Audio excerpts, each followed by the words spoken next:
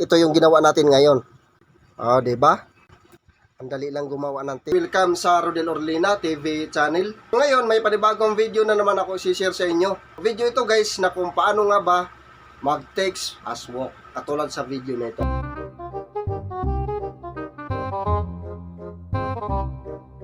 So yun ang gawa natin ng content ngayon guys, kung paano ko to gawin. Kaya make sure na panoorin mo tong video na to hanggang dulo, kasi dito ituturo ko step by step kung paano ito gawin. So kung baguhan ka ba lang din dito sa aking YouTube channel, huwag kalimutan na mag-subscribe at i-click yung notification bell. Nang sa ganun, magiging updated pa kayo sa mga susunod ko pa na upload na video na katulad nito. So yun na guys, di ko na to patagalin pa. Proceed na tayo pagkatapos sa aking intro.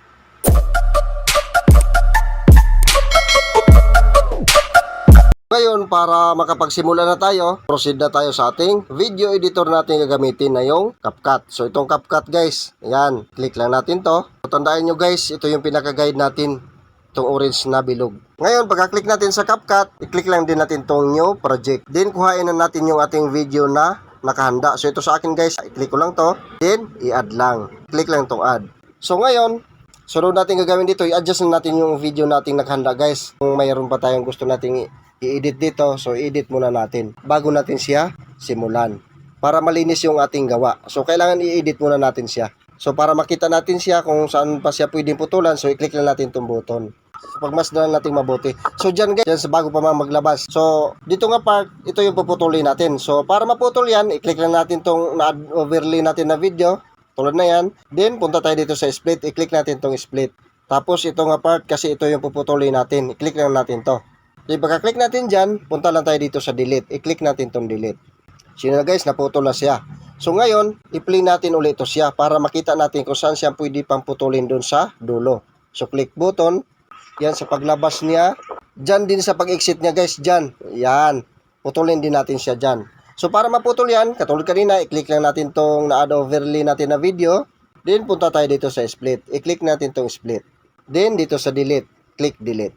Ito na siya ngayon guys, malinis na to siya. So sunod natin gagawin dito para mas malinaw pa yung ating gagawin na video ngayon guys, yung walang ingay. So kailangan tanggalin natin tong ingay guys. So paano nga ba tanggalin? So i-click lang natin tong video natin, ito siya. Then dito sa tools, hanapin lang natin yung volume. So itong volume guys, click natin yung volume. Then itong kulay puti na bilog guys, hilain natin siya pakaliwa. Katulad nito.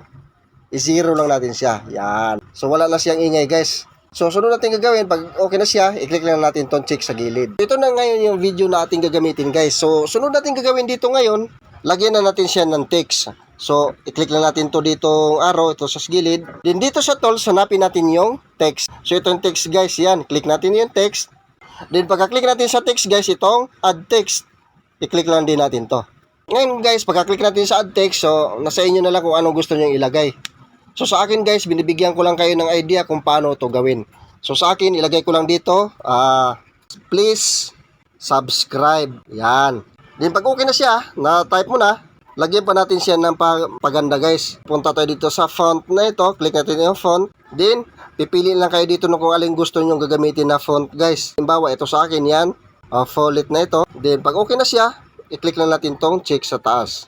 Kung gusto nyo pa siyang lagyan ng style pa, balik tayo dito, punta lang tayo dito sa animation yan, click natin animation. Then pagka-click natin sa animation, itong style, click lang din natin to. Ito siya. Then, pipili na lang kayo dito na gusto nyo ilagay na kulay guys. Kung alin na mas bit ninyo nga kulay, yun ang ilagay ninyo. So, ito sa akin guys, halimbawa, itong kulay green, click ko lang itong green. Pag okay na siya, na-click natin yung green. So, lagyan pa natin siya ng style pa guys. So, click natin itong stroke. Click yung stroke. Yan. Then, kung gusto nyo ilagay yan, kulay puti, click yung puti. Kung gusto nyo ilagay ay kulay puti. So, para mo kapalis siya guys, makita masyado yung puti niya na ilagay natin na stroke na kulay puti. So, ito lang adjustan sa baba. Ito siya.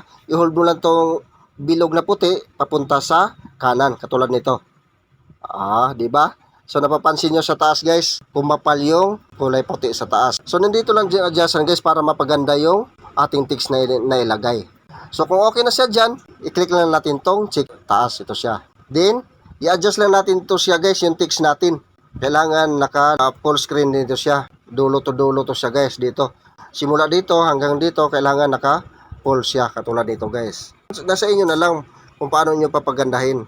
Yan. Pag okay na siya, ganyan na. Sunod natin gagawin guys, dito sa baba, kailangan i-adjust din natin. So kung anong haba ng ating video, ganoon din ang haba ng ating text. So dito napapansin nyo, kapos siya hanggang dito lang yung text niya. So para mapantay siya doon, i-hold lang natin itong dulo. Hilain lang natin siya hanggang din dito sa dulo ng ating video. Katulad nito. Yan. Itapat lang din natin dyan para pantay. Din ngayon, sunod natin gagawin, subukan natin i-play para makita natin kung saan pa pwede natin i-adjust. Click button. So, kailangan i-check nyo muna guys bago nyo export. So, ito guys, bababaan ko lang siya kasi masyadong mataas. So, i-click ko lang itong pangalawa, itong text natin para ma-adjust ko siya. So, yan, hilayin natin pababa. Yan, dyan nga part. Yan, okay na siguro yan. Goods na yan. Then next, subukan natin siya i-play. Click button. Yan. Then pag okay na siya dyan guys, i-click natin tong arrow sa taas, i-export na natin siya, i-save muna natin siya. Then hintayin lang natin siya mag 100% guys. So yan, okay na siya, i-click lang natin tong done. Then next natin gagawin dito, balik ulit tayo dito sa new project, i-click natin to. Pagka-click natin sa new project guys, i-click ulit natin tong ating nagawa ngayon na video, ito siya. Then, i-add lang. Make sure lang guys na panoorin mo tong video nito hanggang dulo, nang sa ganun, alam niyo na itong gawin guys, kung kayo na ang gagawa nito. So ngayon, na-add na natin yan. So next natin gagawin, balik tayo dito sa tools guys.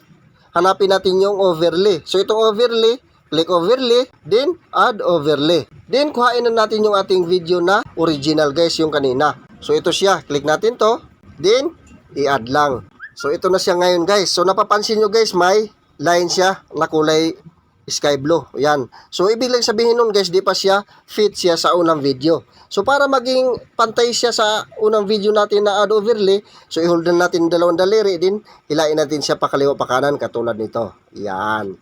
Okay na yan guys, goods na yan. Then ngayon, next natin gagawin dito, punta ulit tayo dito sa tools. Dito sa tools guys, hanapin natin yung mask. So itong mask guys, yan. Click natin to. Then pagka-click natin sa mask guys, itong horizontal. Itong pipiliin natin, itong i-click natin yung horizontal guys. Ngayon, pag na-click na natin yung horizontal, i-adjust na natin to siya. I-hold na natin dalawang daliri, then i-twist natin to the left. Katulad nito. Yan. Yan, pag okay na siya dyan, yan ganyan, nakasentro na. So, hilain lang natin to siya guys. Ito siya na line ito. Hilain lang natin to siya hanggang dito sa gilid. Katulad nito guys. Yan. Okay. Ngayon, sunod natin gagawin, nakikita niyo itong diamond guys. So, i-click lang natin to siya hanggang sa mag-negative siya. Kasi nakalagay dyan, positive pa. Yan o. So, i-negative lang natin siya. I-click lang natin. Yan. Then ngayon, i-adjust natin yung video natin guys. Dahan-dahan lang natin i-adjust. Yan. Katulad na paglabas niya. Yan. Then ngayon, pagkalabas niya dyan guys, so i-click lang natin itong diamond. Pagka-click natin sa diamond, itong hinila natin na line na kulay dilaw kanina, isunod lang din natin sa ating video. Katulad na yan. Yan. Diyan sa likod niya. Then ngayon, sunod natin gagawin, i-adjust ulit natin video guys. Dahan-dahan lang. Katulad nito. Yan. Katapos, i-click ulit natin tong diamond. Pagka-click natin sa diamond, itong kulay orange na line, ito siya, isunod lang din natin sa atin dyan. Yan, sa likod natin. Okay. Paulit-ulitin lang natin to siya guys hanggang sa matapos dito sa dulo. So, ganito lang kadali guys gawin ang text as you walk. Napakadali at simple lang talaga nitong gawin guys. Kaya make sure lang na panoorin mo to hanggang dulo ang video nito. Nang sa ganun, magkaroon ka na ng idea kung paano ito gawin. So ngayon, sunod natin gagawin dito, i-adjust ulit natin yung video.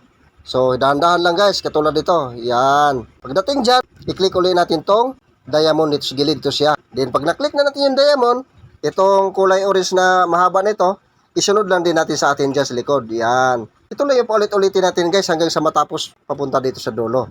Then next, adjust ulit natin yung video. Dahan-dahan. Yan. Then, i-click natin ulit tong diamond. Tapos, ito ulit yung mahaba na orange na ito. Yan, isunod lang natin dyan.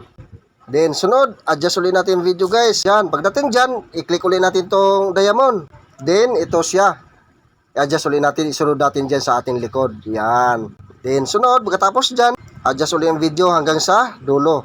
Hanggang sa matapos yan, paulit-ulit lang. Then, pag okay na siya dyan, ganyan, i-click ulit natin tong diamond. Click diamond. Then, itong mahaba na ito, isunod lang natin sa ating likod, katulad dito. Yan. Then, sunod, i-adjust ulit natin siya. Yan. Then, i-click ulit natin itong diamond. Pagka-click sa diamond, ito ulit isunod natin. Ito siyang mahaba na ito. Isunod natin sa ating likod, katulad dito. Yan. Then, itong huli guys, panghuli na to. Yan, pag exit niya dyan, yan, i-click natin tong diamond. Then pagka-click sa diamond, ito na siya guys, isunod natin siya. Ganito lang kadali guys, paulit-ulit lang. Yan, hanggang sa dulo. So ngayon, okay na siya. So subukan natin siya i-play guys para makita natin yung ating ginawa ngayon. So i-click natin tong button. So pagmasdan natin siyang mabuti. So yun ang ginawa natin ngayon guys, di ba? Ang dali lang. So ganun lang kadali guys, ang paggawa ng text as you walk. So kung okay na siya dyan, i-click lang natin tong arrow sa taas para exporting na siya. Din ngayon, hihintayin lang natin siya na mag 100%. Yan, 100% na. I-click lang natin tong done sa taas. Subukan natin siya uling i-play guys. Tingnan natin. Ito yung ginawa natin ngayon. Oh, di ba? Ang dali lang gumawa ng text as you walk. So sana nakuhaan ito ng aral at may natutunan kayo sa video na ito. Nang sa ganun, alam nyo na itong gawin guys, yung kayo na ang gagawa nito. So bag-abangan na lang uli yung mga susunod ko pa na uploads na video. Maraming salamat.